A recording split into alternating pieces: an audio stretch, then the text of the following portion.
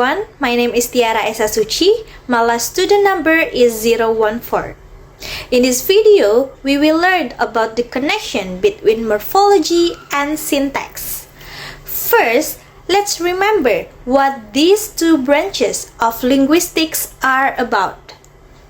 Morphology studies how words are formed, like adding the prefixes, suffixes, or combining words. Syntax studies how words are arranged into the phrases and sentences. So, morphology focuses on the words, while the syntax focuses on how words work together. Even though they are different, they are very closely related. Inflectional morphology shows grammatical meanings such as tense, case, person, and number. For example, tense markers like at in walked show time, and the person markers make a verb agree with their subject. For example, he runs or they run. So these inflections act like the glue that holds sentences together. So, in this chapter, we'll discuss two main things. First, how verbal morphology can change a verb valency. Second, we will talk about the borderline between morphology and syntax. In short, morphology and syntax study different levels of language, but they work together to form meaningful sentences. So, in this part, we are going to talk about valency, which is an important concept in syntax and morphology. Valency means the number of arguments that a verb takes. Arguments are phrases that are semantically necessary for the verb. In other words, the verb meaning requires them to be there. Alright, let's look at some examples. First, the verb snore. When we say Venster snores, the sentence is complete. But if we just say snores, it sounds wrong. That's because snores need only one argument. It is the subject. A verb that takes only one argument, it is called intransitive. Now, look at the verb devour. We can say, Venster devoured the pizza. And it is fine. But, Vensters devoured or devoured the pizza sounds incomplete. This verb needs two arguments, a subject and an object. So, devour, it is a transitive verb. Next, take the verb put. We can say, Venster put the wombat in the bathtub. That sentence sounds complete, but Venster put the wombat or Venster put in the bathtub are not complete. That's because put need three arguments, a subject, an object, and a location phrase. Verb that takes three arguments are called the transitive verb. However, not all arguments are always expressed. For example, my goat eats tin cans and my goat eats, so are both correct. Even when we don't mention the object, we still understand that the goat eats something. So the object is optional, but it is still considered an argument because the meaning of it implies something is eaten. Sometimes we also add extra phrases to show time, place, or manner. For example, like with great care or on Thursday. So these are called adjuncts, not arguments, because they are optional and not required by the verb meaning. Now, some kind of morphology can actually change the valency of a verb. That means they can change how many arguments it takes. So, this is what Lieber calls valency changing morphology. So, there are several types of valency changing process. First, passive and antipassive. Second, causative. Third, applicative. And the last one, noun incorporation. So, the valency helps us understand how verbs connect with other parts of a sentence. Alright, let's start with the passive voice in English. In active sentence like Venster bathed the wombat, the verb has two arguments. The agent, Venster, the one who does the action, and the patient, the wombat, the one who received the action. When we make it passive, the wombat was bathed by Venster. The patient become the subject and the agent become the optional. So, the verb now has one favor argument. That means the passive voice reduces the valency of the verb. In English, the passive is formed using the verb be plus a past participle, such as was bathed. Other languages also use special morpheme to show this. For example, in West Greenlandic, the morpheme nikar marks the passive, and in Maori, the suffix tia turns a verb into the passive form. Now, some languages also have something called the antipassive. So, let's discuss the antipassive. Antipassive, it is similar to the passive, but it is remove the object instead of the subject. For example, in the language Yiddi, the verb eat can take the antipassive suffix did. This changes the meaning from she eats something to simply she is eating without mentioning the object. So, the verb becomes intransitive, having only one argument. In short, both passive and antipassive change how many arguments a verb takes. The passive removes the subject and antipassive removes the object. So that's how valency changing morphology works in different languages. Hello everyone, my name is Reza Maulia and my last 3-digit number is 076. Alright, let's start with causative and applicative constructions. First, the causative. From the word cause, we can already guess it means to make someone do something or to cause something to happen. In morphology, a causative construction adds a new subject, the person who causes the action.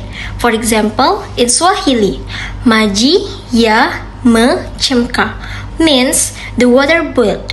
But if we add the causative suffix sh, it becomes badru a li chem sh a maji, which means Badru boiled the water. So here, the suffix adds a new participant, Badru, the one who causes the event. Another example, Halima a li pika cakula means Halima cooked the food. When we add the causative suffix ish, it turns into Juma a li pik ish a Halima cakula, which means Juma caused Halima to cook the food. So, in short, Causatives add a causer or initiator, someone who makes another person do the action. Now, let's move on to the applicative. Applicatives also add a new argument, but instead of a new subject, they add a new object. Usually, this new object shows the person who benefits from or is affected by the action. For example, ni, li, pika, chakula means I cooked food. When we add the applicative suffix i or ia, it becomes ni, li, pik, i, a, Juma chakula, which means I cooked food for Juma. Here, Juma is the new object, the beneficiary of the action. So, to summarize, causatives add a causer, a new subject, while applicatives add a beneficiary or goal, a new object. Both show how morphology can change sentence structure by adding new participant through affixes. Next, let's talk about noun incorporation. This happens when a noun, usually the object of a verb, combines with the verb to form one single, complex word. So, instead of saying two separate words, they merge into one. This is common in polysynthetic languages, which like to express a lot of meaning in just one word. For example, in Mapudungun, a language from Chile, Nichao kintu lei waka means my father is looking for the coast. But Nichao kintu waka lei literally means my father goes sick. Here, waka meaning ko is incorporated into kintu meaning sick. We can also see this in Mohawk. Instead of saying John's house is white, speakers can say something like house be white John, meaning John's house is white. In this case, the noun house becomes part of the verb phrase. So, noun incorporation shows that the line between words formation or morphology and sentence structure or syntax isn't always clear. When nouns merge into verbs, it's hard to tell whether we're forming a new word or building a sentence. That's why noun incorporation is considered a borderline case between morphology and syntax. Finally, section 8.3. On the borders, this part talks about things that exist between morphology and syntax, not fully one and not fully the other. These are structures that behave partly like words and partly like phrases. Some examples include clitics, phrasal verbs, and separable prefixes and phrasal compounds. All of these show that morphology and syntax can actually overlap. So, these sections reminds us that the boundary between words and sentences isn't always strict. Language is flexible and sometimes morphology and syntax work together to create meaning. Clitics are small grammatical units that cannot appear independently, so they need a host word. They are not exactly affixes, but they also cannot stand alone. There are two main types, simple clitics like I'll or I'd in English. These are reduced form of free morphemes and special clitics like le in French, which have no independent form but attached to verbs. So, clitics exist between morphology and syntax. They are phonologically dependent but syntactically independent. Phrasal verbs are a combination of a verb and a preposition of particle, like call up or put down. They often have idiomatic meanings that differ from their literal parts. Unlike compounds, the two parts of a phrasal verb can be separated. For example, I called her up because they combine features of both structure and meaning. They are interesting for both morphologists and syntacticians. In Dutch, some verbs have prefixes that can separate depending on sentence structure. For example, a balloon means to call up. In a main clause, The prefix of moves to the end, ons bolder than mother up. This shows that separable prefix verbs act like single morphological units, but their behavior depends on syntax. So again, morphology and syntax interact closely. A phrasal compound is a word formed from a full phrase combined with a noun. It's found in several Germanic languages like English, Dutch, and German. For instance, in English, we might see expressions like stuff blowing up effects, bikini girls in trouble genre, or God is that theology. Even though these look like long expressions, they actually function as single words. You can insert another word inside them. For example, you can say stuff blowing up exciting effects that makes them behave like real compounds, but at the same time, the first part of each example, like God is that, is clearly a phrase or even a whole sentence. That's something we usually study in syntax, not morphology. So, phrasal compounds combine the features of both systems. They act like single morphological units but are made from syntactic material.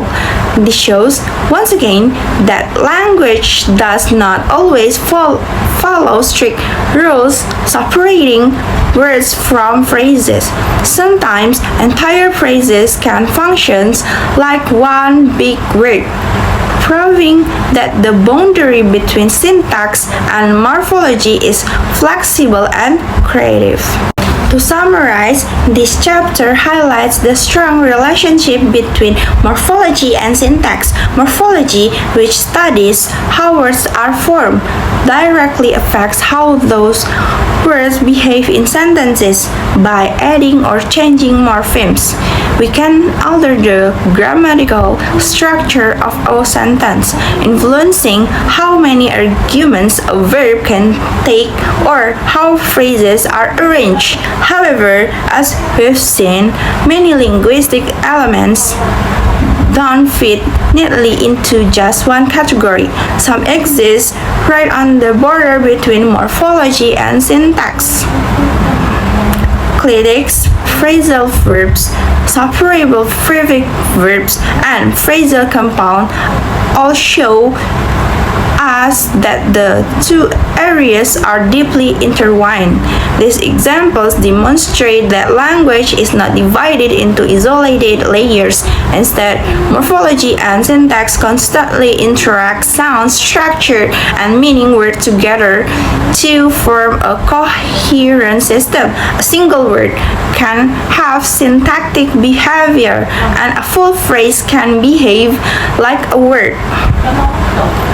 That's why linguists studying morphology must also understand syntax, and those studying syntax must also pay attention to morphology.